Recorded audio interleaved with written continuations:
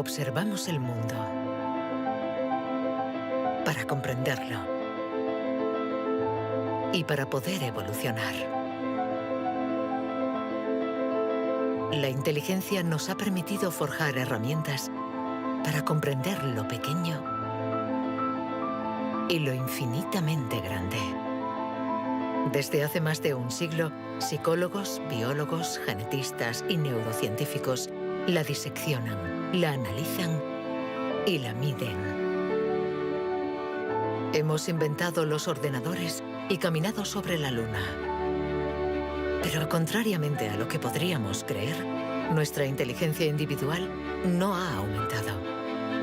Hoy en día, la ciencia explora las diferentes facetas de nuestra inteligencia. Pero, ¿saben en realidad los científicos qué es la inteligencia?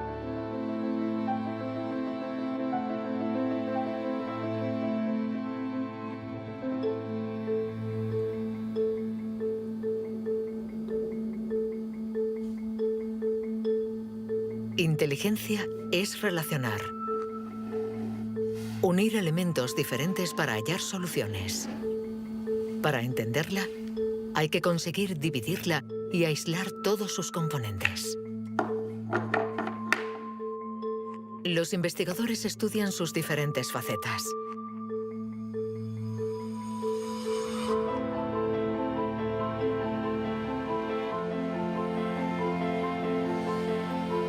Para medir la inteligencia, una de las primeras propuestas ha sido medir la velocidad a la que reacciona el cerebro. Este es el método que el profesor Ten Iannuis ha utilizado. Él ha comparado nuestro tiempo de reacción con el de nuestros ancestros. Y los resultados de su estudio no nos favorecen.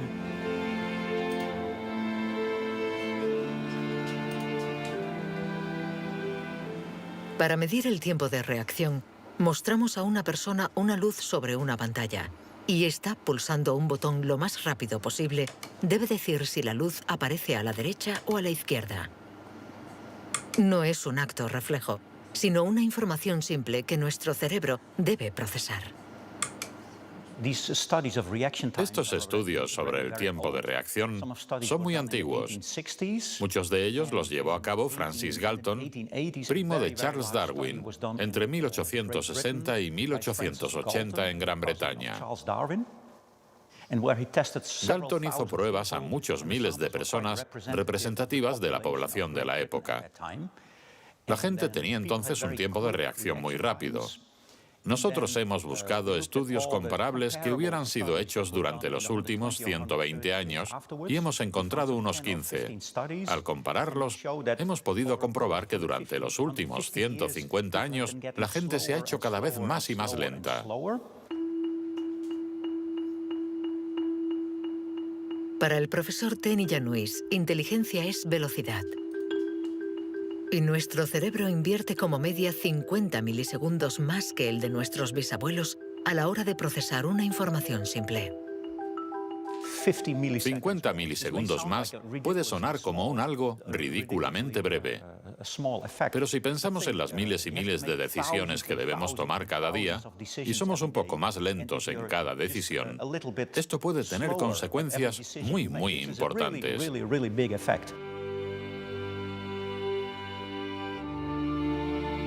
El profesor Ten Iannuis está convencido de que somos menos inteligentes que en el siglo XIX.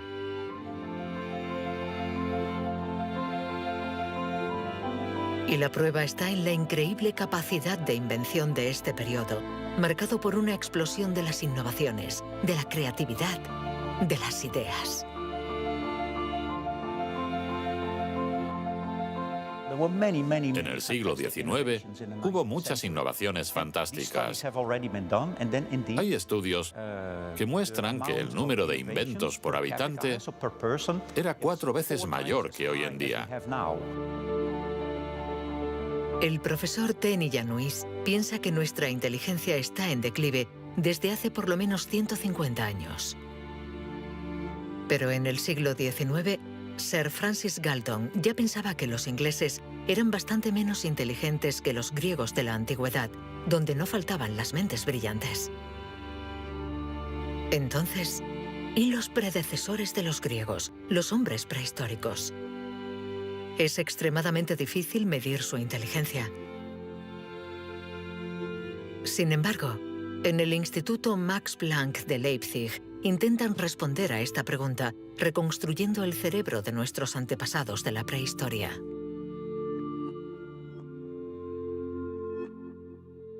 La paleoneurología es una ciencia muy frustrante, porque su objeto de estudio es casi inexistente. No hay cerebros fósiles. Lo que sí tenemos es la caja que contenía este cerebro.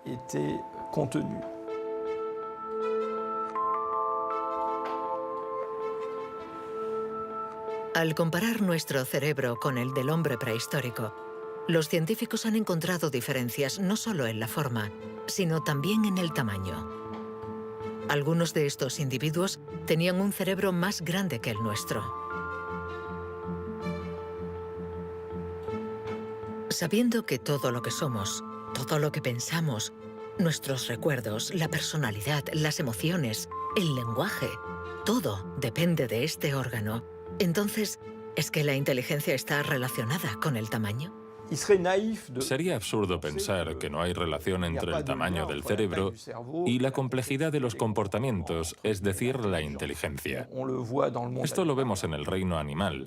Los animales llamados más inteligentes, en particular los cetáceos y algunos tipos de delfines, por ejemplo, tienen cerebros muy grandes, con un gran número de neuronas. Por lo tanto, encontramos en ellos algo que también encontramos en los grandes primates y en el hombre.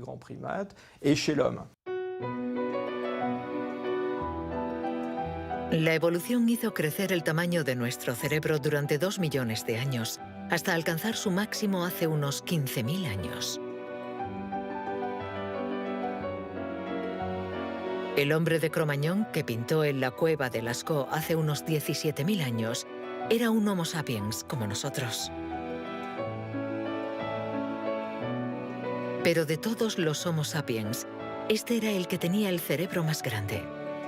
El tamaño de nuestro cerebro ha disminuido en comparación con el de este antepasado.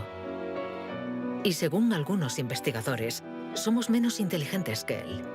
Pero esta teoría no es compartida por todos.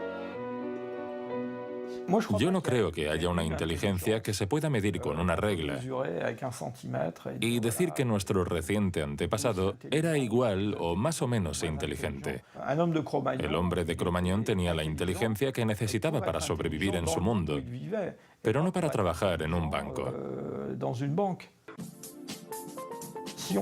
Si viajásemos 25.000 años atrás en nuestra máquina del tiempo, para traer al presente al hombre de Cro-Magnon, sin duda se adaptaría al mundo en el que va a tener que vivir. Historically, you guys have struggled to adapt. Yeah, right. Walking upright, discovering fire, inventing the wheel, laying the foundation for all mankind. You're right. Good point. Sorry we couldn't get that to you sooner. Connie, your reaction? We live in a society where the individual ego and the group dynamic are in constant struggle. Response? Yeah, I have a response. What? ¿Más inteligente? ¿Menos inteligente? Cuando intentamos medir la inteligencia, todo se complica. Y sin embargo, lo hacemos continuamente. En las universidades del mundo entero se enseña qué es la inteligencia. Y todos nosotros, sin ser especialistas, la medimos cada día. Todos medimos la inteligencia. Si es usted soltero y va a un bar y conoce a alguien, lo más importante después del físico es la inteligencia. Medimos la inteligencia de la gente siempre. Si hablamos sobre un concepto difícil o hacemos algo que desconocen, ¿cuánto tardan en entenderlo? Medir la inteligencia analizando las respuestas. Evaluando la pertinencia de las acciones. Comparando a los individuos. Un método que dio lugar a la única herramienta de la que disponemos para medir la inteligencia. El cociente intelectual, inventado por Alfred Binet a principios del siglo XX. Alfred Binet criticó bastante a los alienistas, los psiquiatras de la época. que hacían diagnósticos para juzgar la discapacidad intelectual, separando en grandes categorías: los idiotas, que tenían el grado más alto de discapacidad, después los imbéciles y luego los tontos. En opinión de Binet, sus juicios eran discutibles, muy difusos y diferentes de un psiquiatra a otro. Él pensaba que eran necesarios unos criterios objetivos y una única herramienta de evaluación basada en criterios científicos. En 1905, el Ministerio de Educación francés pidió a Binet que encontrara la manera de detectar a los niños con dificultades escolares. Él no tenía ninguna teoría sobre la inteligencia, pero observando a sus hijas, pensó que podría hacer una evaluación a partir del razonamiento, la capacidad de comprensión y la memoria. Lo que finalmente intentó hacer fue encontrar para cada grupo de edad los problemas característicos de ese grupo. Por ejemplo, les enseñaba una foto y les preguntaba qué representaba. Señaló que los niños de 3 años enumeraban lo que había en la imagen. Hay un señor, una señora, un banco, un árbol. Los de 7 u 8 años describían la imagen. Hay un señor y una señora sentados en un banco. Y por último, los de 12 años interpretaban la imagen. ¿Están tristes? ¿O bien el señor está enfermo? Y cosas así. Así, Binet desarrolló junto a Théodore Simon el primer test de inteligencia. Había nacido el clásico test de la edad mental. Es la relación entre la edad mental dada por el resultado del test y la edad real de la persona. La cifra se multiplica por 100 para obtener el cociente intelectual. Si un niño de 10 años resuelve las pruebas de uno de 12, será un niño adelantado y tendrá un cociente de 120. La idea era relacionar el rendimiento de un individuo con el de otros individuos comparables, es decir, los que están exactamente en la misma categoría de edad, la misma cultura, etc. Y, obviamente, partiendo de una serie de puntuaciones en la prueba para una edad determinada. El cociente intelectual es la posición de un individuo comparado con el rendimiento de otros que son como él o ella, es decir, de la misma edad. Le damos al cociente intelectual un poder exagerado, porque pretende medir una cualidad tan particular como la inteligencia. Es difícil resistirse a la tentación de medirse, de compararse. Lo que sí es un poco ridículo es lo que nos encontramos actualmente en Internet, como las páginas web que calculan nuestro cociente intelectual. La gente hace el test, se encuentra con una cifra y la interpreta. Y si, por ejemplo, esta cifra no es buena, pensamos que no somos inteligentes. Es absolutamente catastrófico. El 2. Es ridículo pensar que una cifra defina a una persona. El 4. El 3. Solo un psicólogo hará un test fiable del cociente intelectual. El 2. Ya que debemos saber cómo interpretarlo en relación con el pasado del individuo, su presente El 2 y el 3. y su personalidad. Este cociente mide la inteligencia. Compara a las personas. Pero ¿nos permite saber si nuestra inteligencia ha evolucionado desde que Binet lo inventó hace más de un siglo? ¿Obtenemos mejores resultados en el test hoy? En Nueva Zelanda es donde por primera vez han respondido a esta pregunta. Allí, James Flynn ha hecho un descubrimiento sorprendente que los científicos de todo el mundo han bautizado como el efecto Flynn.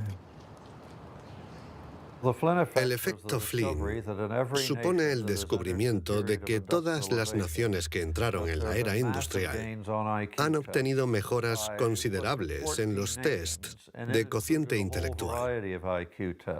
He revisado toda la variedad de estas pruebas en 40 países, como en Francia, Holanda o Noruega, donde los jóvenes habían sido llamados al servicio militar. Se les ha dado cada año exactamente el mismo test, y las mejoras son muy evidentes. Hace 1 o 2 generaciones, la gente obtenía una media de 30 respuestas sobre 60. Hoy obtienen 45. Después de evaluar decenas y decenas de estudios, James Flynn ha mostrado que desde hace más de 60 años obtenemos mejores resultados en estos test. ¿Quiere esto decir que ahora somos más inteligentes que nuestros abuelos? Un cambio en el cociente intelectual no significa necesariamente un cambio en la inteligencia. Pongamos un ejemplo. Una persona hace hoy el test por primera vez.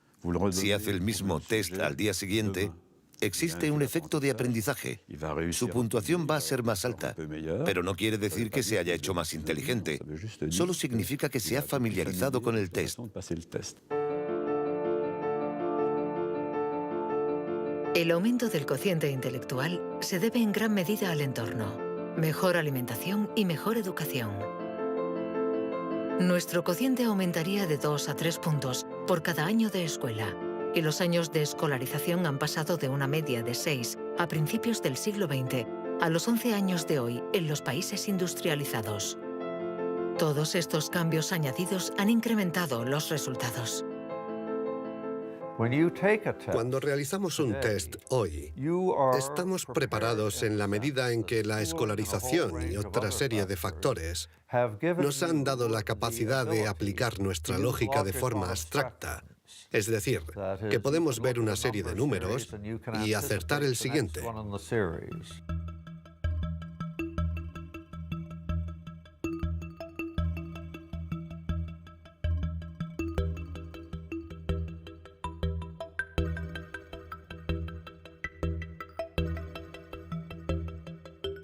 En cuanto a la inteligencia, no hay que fiarse de las apariencias. Tener mejores resultados en estos test no implica que seamos más inteligentes. Se trata solamente de que estamos mejor preparados para pasar el test. Nuestra inteligencia es como un músculo que entrenamos para obtener de él todo su potencial, y con el entrenamiento podemos alcanzar nuestros límites. Las cifras lo demuestran. Tras decenios de mejora, los resultados de los test han llegado al tope. Incluso están empeorando en países como Inglaterra, Dinamarca o Noruega. El aumento del cociente intelectual es un fenómeno que ha durado un siglo, pero todos los países terminarán por llegar al tope de este incremento.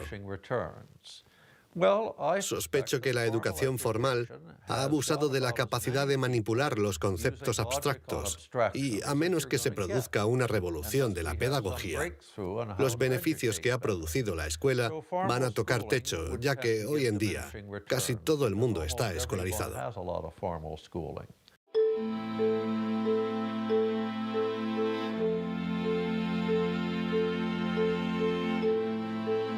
Un cociente estancado. Cerebros cada vez más lentos y más pequeños. ¿Dónde está nuestra inteligencia? Las primeras herramientas para medir la inteligencia se inventaron hace más de un siglo. Y todavía estamos influenciados por las teorías de Sir Francis Galton y Alfred Binet. Pero hoy podemos llegar más lejos. En lugar de medir lo que la inteligencia produce, pongamos nuestra atención en el órgano que produce la inteligencia.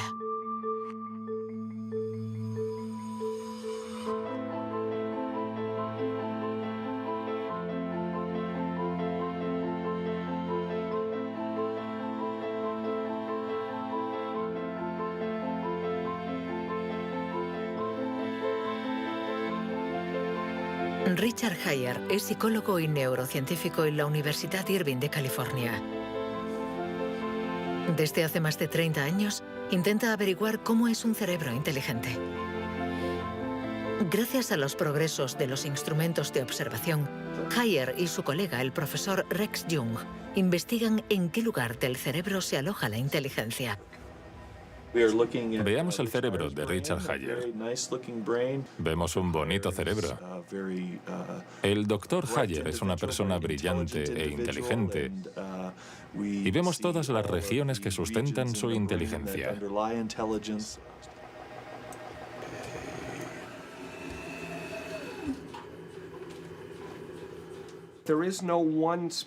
No existe ninguna zona en el cerebro a la que podamos llamar centro de inteligencia.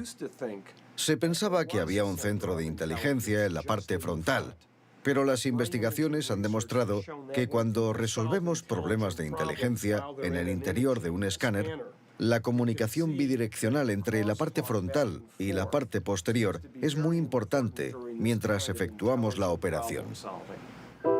El profesor Hayer es uno de los pioneros en la utilización de modernas técnicas de neuroimagen.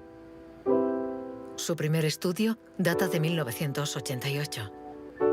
Hasta entonces, nadie había utilizado estas herramientas para investigar la inteligencia. Hemos encontrado áreas del cerebro que se activan cuando hacemos un test de inteligencia. Pero lo más sorprendente ha sido que cuanto más activas estaban estas áreas, menos buenos eran los resultados de dichas pruebas. Esto es lo contrario de lo que esperábamos. En el mundo de la ciencia, encontrar un resultado opuesto a lo esperado es realmente interesante.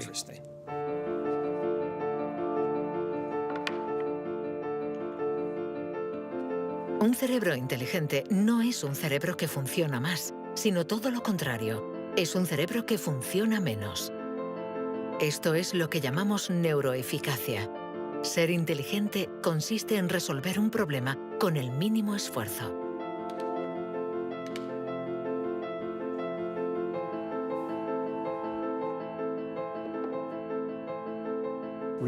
Si recordamos la primera vez que condujimos un coche, el primer día en un gran aparcamiento vacío, con alguien sentado a nuestro lado, girando el volante y pensando, ahora tengo que frenar.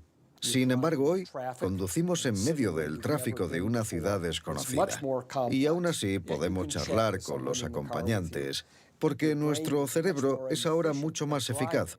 Por lo tanto, un alto nivel de inteligencia no está necesariamente ligado a un cerebro que trabaja más, sino a una transmisión más eficaz de la información entre las zonas importantes del cerebro. Cuando se piensa en un proceso tan complejo como la inteligencia, debemos imaginar que el cerebro es como una orquesta con distintas secciones. Pero el verdadero misterio está en cómo interactúan estas secciones, porque, como sabemos, esta orquesta no tiene director. Si el cerebro es una orquesta, entonces la inteligencia es la música.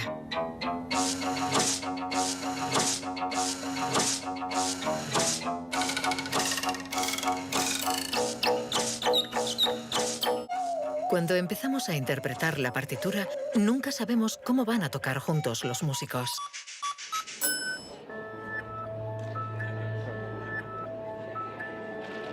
En la Universidad de la Sorbona, el profesor Olivier Houdet busca un director para esta orquesta.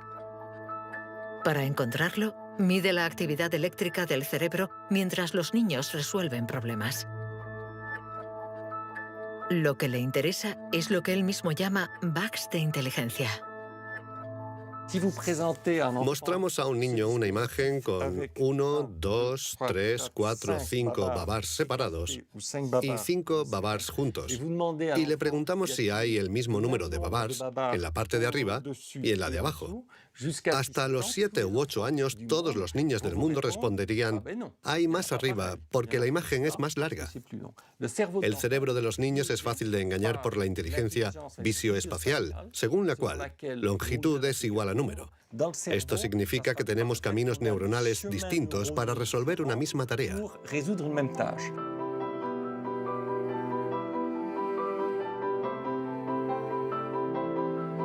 Contar o medir. Hay muchas soluciones para un mismo problema, y nuestro cerebro está continuamente luchando para inhibir las estrategias negativas.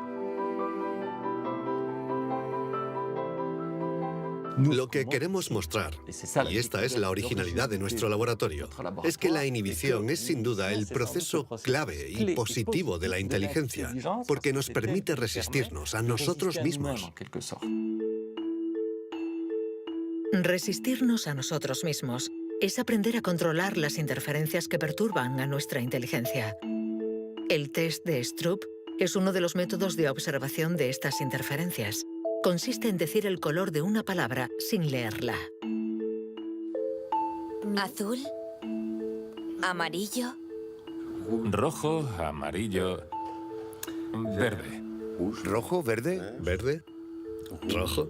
verde, amarillo, Amarillo, rojo. amarillo, amarillo, rojo. Amarillo, rojo, Amarillo, amarillo. Rojo, verde, rojo, amarillo, azul, verde.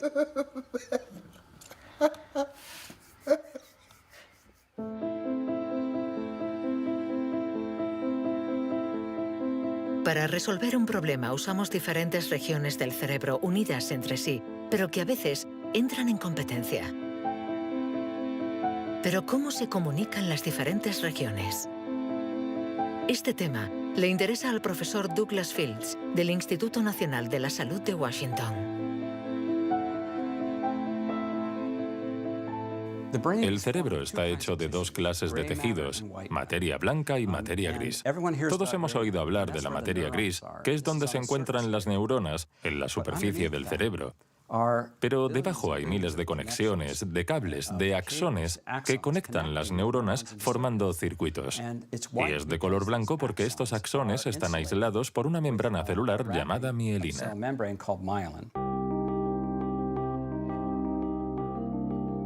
La mielina envuelve los axones y permite que la información circule de forma rápida y eficaz en el cerebro.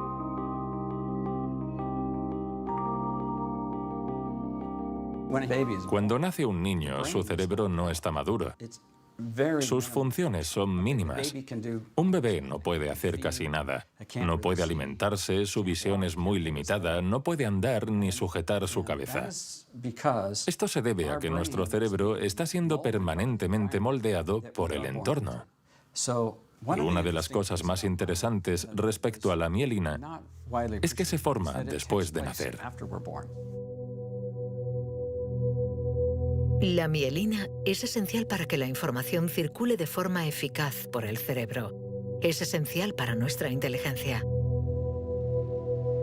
Pero en la actualidad, la formación de la mielina está alterada. Barbara Demnex, endocrinóloga del Museo de Historia Natural de París, estudia cómo nuestra inteligencia está amenazada por uno de los azotes del siglo XXI. La contaminación. En cualquier parte del mundo donde vivas, estarás expuesto a ciertas sustancias químicas que interfieren en el funcionamiento de la hormona tiroidea. Esta es la hormona producida por la glándula tiroides que está en la base del cuello. Es necesaria para el desarrollo del cerebro desde las primeras etapas del feto hasta una edad más avanzada como la mía, para asegurar el mantenimiento de las funciones mentales, incluida la mielinización. La Autoridad Europea de Seguridad Alimentaria ha analizado 297 pesticidas. Entre ellos, más de 100 afectan al funcionamiento de la hormona tiroidea, como el bisfenol A, el PCB y los productos ignífugos. Productos químicos con los que estamos en contacto a diario. El equipo de Barbara Demnex ha demostrado que estos productos bloquean los receptores específicos de la hormona tiroidea de cada una de las células cerebrales y los efectos son considerables. Hay una evidencia sólida. Los científicos hemos observado los niveles de exposición en las madres. Se han comparado diferentes niveles de exposición y hemos visto que los niveles más elevados estaban asociados a una pérdida de 5 a 6 puntos de cociente intelectual en sus hijos. Cierto es que la mayoría de nosotros no percibimos la diferencia, pero es evidente que 5 puntos menos de cociente intelectual pueden suponer una gran diferencia en cuanto al éxito escolar o al éxito en la vida. Y saberlo puede ser muy preocupante para los padres.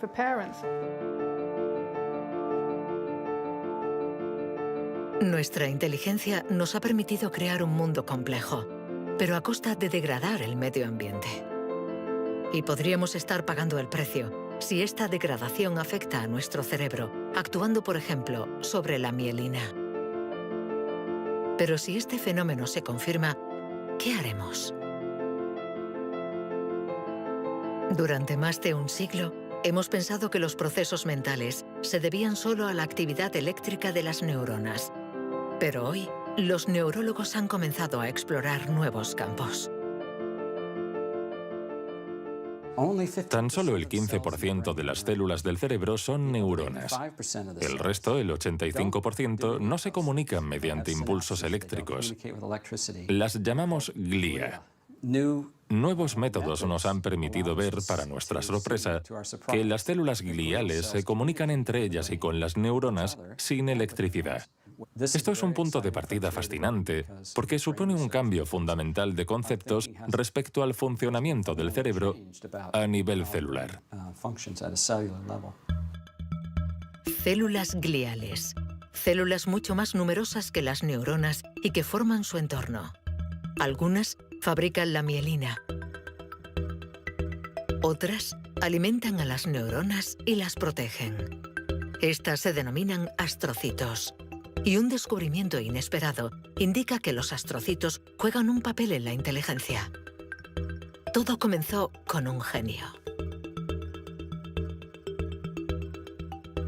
En abril de 1955, en el Hospital Princeton de New Jersey, el patólogo Thomas Harvey dirigió la autopsia de Albert Einstein. El 18 de abril, a las 8 de la mañana, decidió robar el cerebro del hombre considerado como la encarnación del genio. Pretendía examinar este preciado órgano para encontrar el secreto de la inteligencia. Después de esconderlo en su casa durante 27 años, autorizó a otros científicos a examinarlo. Estos descubrieron en el cerebro de Einstein lo que podría ser el secreto de su inteligencia. El cerebro de Albert Einstein fue examinado para ver qué era lo que lo hacía más inteligente, y no pudieron encontrar ninguna diferencia en el número de neuronas ni en el tamaño. No había nada, excepto que su cerebro tenía más astrocitos.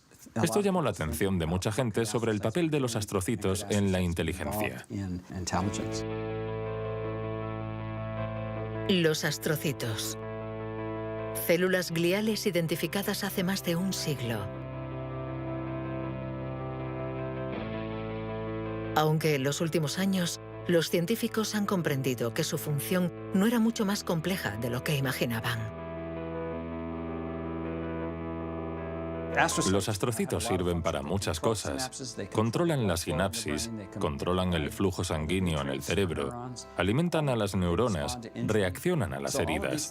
Todas estas cosas estaban consideradas como tareas menores que los astrocitos hacían en el cerebro, y no habían sido tomadas muy en serio hasta que se dieron cuenta de lo determinantes que son los astrocitos para las neuronas. Un astrocito humano controla cientos de neuronas, muchas más que, por ejemplo, un astrocito de ratón. Basándose en esta observación, un equipo de la Universidad de Rochester ha realizado un experimento fascinante. Para entender mejor la inteligencia humana, han decidido cruzar la barrera de la especie y han trasplantado astrocitos humanos en el cerebro de un ratón.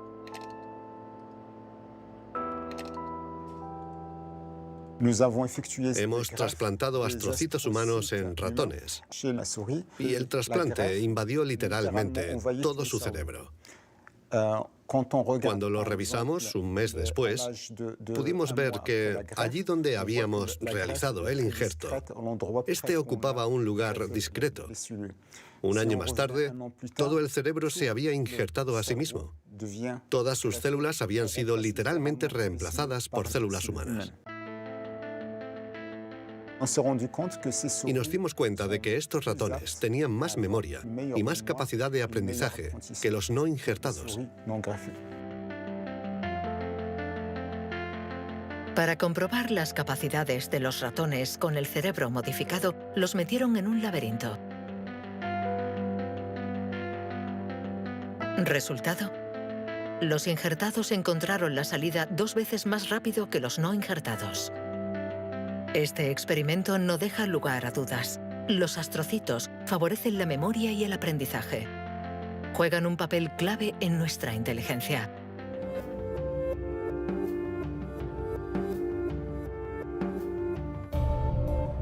La inteligencia se refleja en el funcionamiento del cerebro. Pero ¿cómo se explica la diferencia entre las inteligencias de nuestros colegas, amigos o padres? ¿Es que tienen más materia blanca, menos astrocitos o sus neuronas son más rápidas? El origen de nuestras capacidades se encuentra en parte en nuestros genes. Robert Plomin estudia la genética del comportamiento. En sus investigaciones ha visto crecer a miles de niños y gracias a ello espera poder encontrar los genes que influyen en la inteligencia. A menudo la gente desea saber en qué medida la inteligencia viene determinada por los genes. En primer lugar, hay que insistir en que la palabra determinar no es adecuada. Debemos decir influenciar, ya que, como sucede con el tamaño, está estrechamente relacionado con los genes, pero no determinado por ellos. Si somos altos, es probable que nuestros hijos sean más altos que la media, pero si están mal alimentados o enfermos, serán más bajos. Esto no es determinar, es influenciar. En otras palabras, los genes nos dan el potencial y el entorno decide el resultado final. Para entender las relaciones complejas entre genes e inteligencia, Robert Plomin ha realizado miles de test en gemelos. Los gemelos idénticos tienen la particularidad de ser clones, tienen exactamente los mismos genes. Son completamente idénticos. Mismo pelo, mismos ojos, pero ¿tienen los mismos resultados en los test de inteligencia? La respuesta es sí.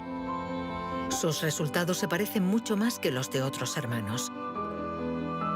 Esta es la prueba de que, sin ser completamente determinantes, los genes sí juegan un papel crucial.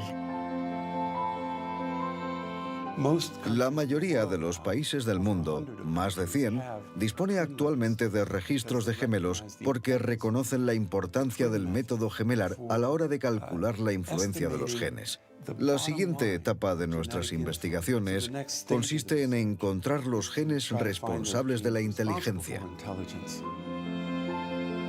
Para esto, Robert Plomin ha utilizado chips de ADN capaces de detectar más de 1 millón de marcadores genéticos.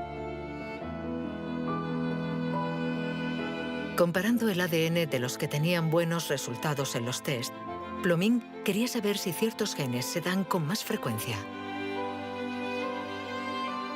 Pero la identificación precisa de estos genes es mucho más complicada de lo que esperaba.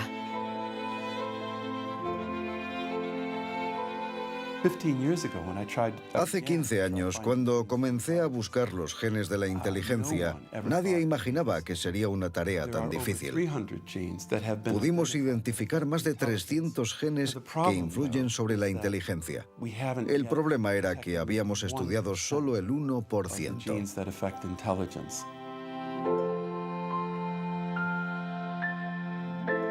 La inteligencia está influenciada por la interacción de muchos miles de genes que conforman una red increíblemente compleja.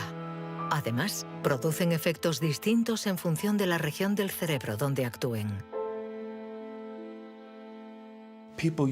Antes pensábamos que el cerebro funcionaba por áreas.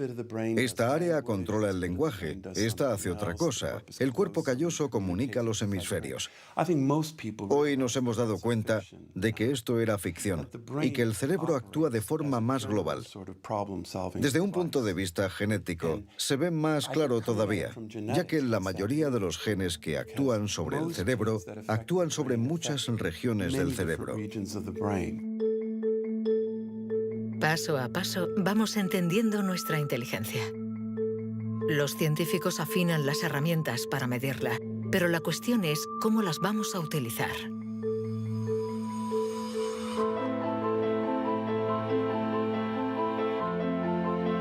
La inteligencia es lo que mejor predice nuestro nivel de estudios o nuestro empleo. Por lo tanto, hablar de la inteligencia es delicado, ya que tendemos a valorar, clasificar y jerarquizar, con el riesgo a equivocarnos que conlleva. El error de razonamiento está en considerar que la inteligencia puede ser esencialmente hereditaria. Y esto nos ha llevado a divagaciones, en mi opinión, total y absolutamente ridículas. Por ejemplo, en 1924, creo, se votó en Estados Unidos una ley que restringía la inmigración mediante cupos, porque en los test daban resultados menos buenos. Y se suponía que los inmigrantes eran hereditariamente menos inteligentes. Se limitó, pues, su entrada al país para evitar un descenso en la media. Como sabemos, entraban por la isla de Ellis, frente a Nueva York, donde muchos de ellos eran devueltos, sobre todo aquellos que se anticiparon al auge del nazismo. Pienso especialmente en los judíos de Europa del Este que fueron expulsados por razones absolutamente estúpidas. Durante mucho tiempo, creímos que nuestro origen era determinante y que nuestra herencia controlaba nuestras vidas. Después, por suerte, la ciencia ha abandonado esta visión determinista. Pero la inteligencia es algo especial. Un tema tan sensible que los pasos en falso han marcado su historia. William Shockley, físico visionario y premio Nobel por su descubrimiento del transistor, resultó menos brillante en sus estudios sobre la inteligencia. Dr. Shockley, if you could answer it yes or no, I would appreciate it. Do you believe that black people are inferior in intelligence because of their heredity?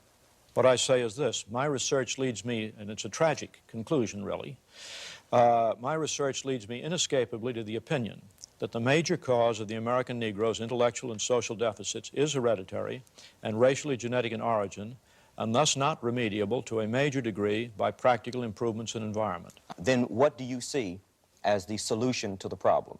I would propose that you would offer a bonus to everyone to be sterilized. The offer is based upon the best estimates, best scientific estimates that one can have of any genetically carried disabilities.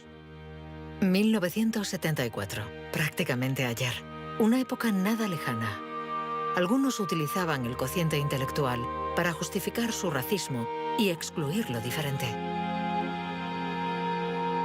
Joseph Skobanek sufre el síndrome de Asperger, una forma de autismo compatible con un cociente elevado.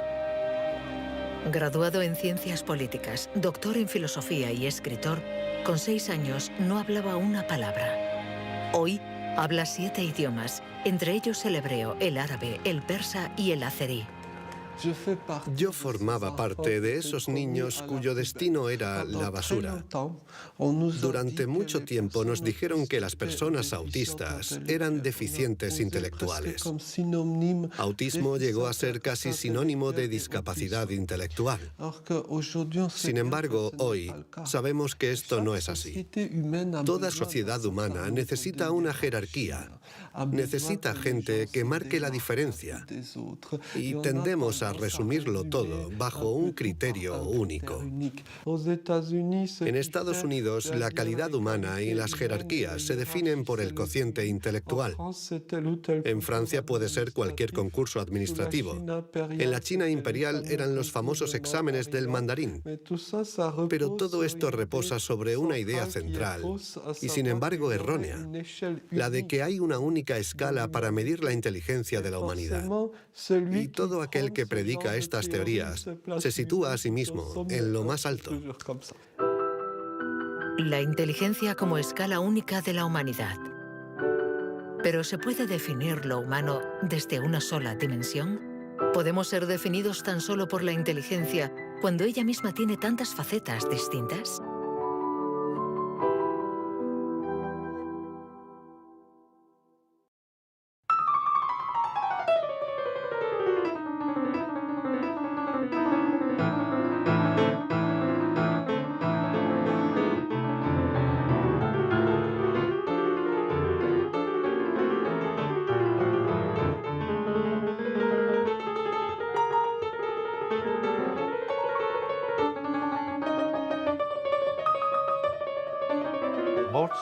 Nos han dicho siempre que Mozart podía tener en la mente una sinfonía entera.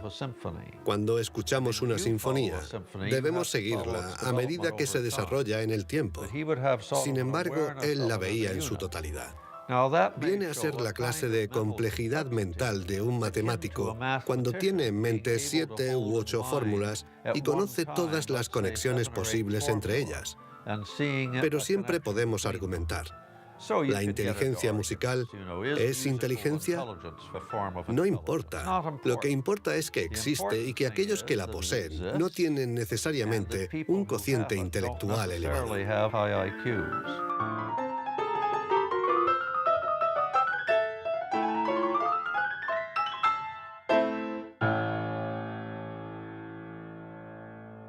Siempre ha existido una reticencia a considerar que existen formas distintas de inteligencia y una cierta tendencia a querer determinar un cociente intelectual general. Una única escala de inteligencia donde podemos situarnos por encima o por debajo. Pero la realidad lo contradice. Existen numerosas formas de inteligencia y podemos tener un nivel muy alto en algunas de ellas y un bajo nivel en otras. Esta idea estaba en los primeros estudios sobre la inteligencia. Hoy, los científicos ya han aceptado que sea cual sea el método utilizado, no van a conseguir medir la inteligencia con una escala única.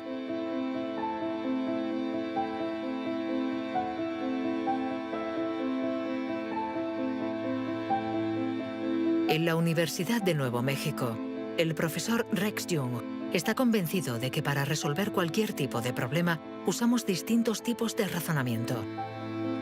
Y lo que llamamos inteligencia no es sino uno más de ellos. Creo que la creatividad es otro modelo de funcionamiento del cerebro y lo que intento averiguar es si es diferente a la inteligencia o similar. ¿Estamos hablando de lo mismo o de algo distinto?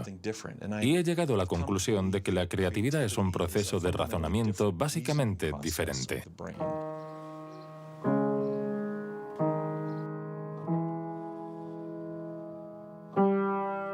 Leer una partitura es ser inteligente utilizando nuestros conocimientos.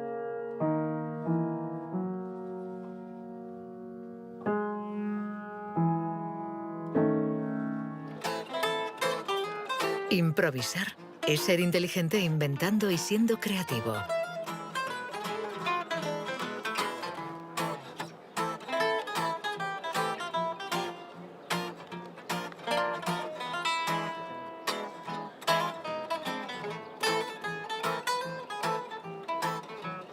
Un músico puede ser a la vez inteligente y creativo, un sujeto de estudio ideal.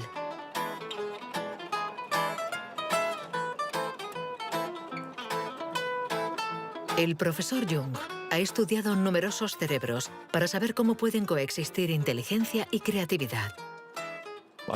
Trabajo sobre la hipótesis de que son complementarias y que hay dos redes diferentes en el cerebro que cooperan para permitirnos razonar. Una es un tipo de razonamiento inteligente y la otra un tipo de razonamiento creativo. Y las dos son extremadamente importantes. Estamos muy cerca de comprender cómo funcionan. Nuestra teoría es que la red de la inteligencia se sitúa sobre todo en la superficie del cerebro. Con la creatividad las cosas son diferentes, porque depende principalmente de la llamada red de modo por defecto, situada en el interior del cerebro. Estas dos redes intercambian permanentemente información para que podamos resolver los problemas que nos plantea el mundo en que vivimos.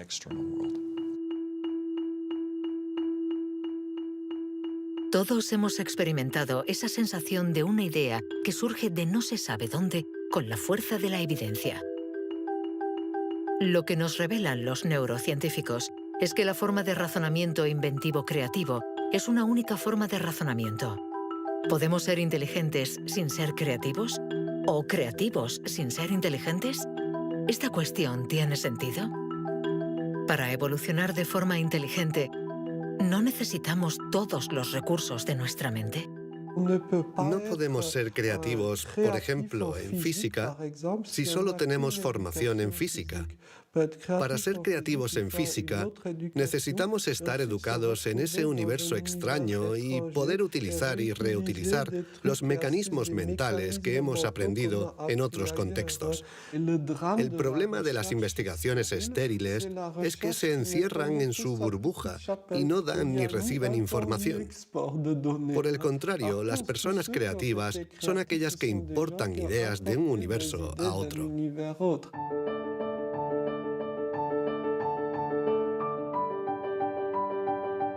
Los hilos se tejen. El cuadro se completa. Los científicos ensamblan poco a poco las diferentes piezas de nuestra inteligencia. Pero el mundo evoluciona y la inteligencia también. El cerebro está en permanente evolución y permite que la inteligencia se adapte a los problemas que debemos resolver, por múltiples y variados que estos sean. Cuando era niño, sabía que yo no funcionaba como los demás y era consciente de ello. Esto me hizo reflexionar y me llevó a imaginar un mundo plural. Un mundo donde no hubiera una única forma de clasificar y de medir, sino muchas. Lo que quiero decir es que la verdadera inteligencia humana no está en pensar de forma plural y saber tener en cuenta distintas formas de entender el mundo y no solo una.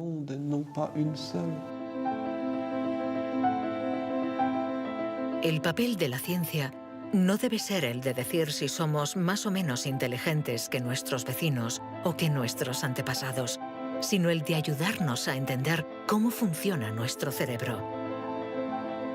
Así, sabremos cuidar nuestra inteligencia y también mejorarla para tejer hilos de unión entre nosotros y la diversidad que nos rodea.